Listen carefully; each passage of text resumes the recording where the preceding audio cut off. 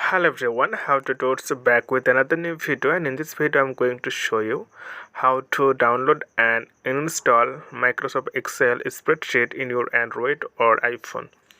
So this is really gonna easy and short tutorial for you. Just watch the video till the end, then you will learn how to do this. So here you can see I'm using Android. So if you use Android, then you need to go Google Play Store, or if you use to App Store, and after that once you enter your store, then search on the here like Excel, just Excel. If you write, then you'll get the app. So you can see Microsoft Excel and Microsoft Excel spreadsheet. So it's similar to the main version.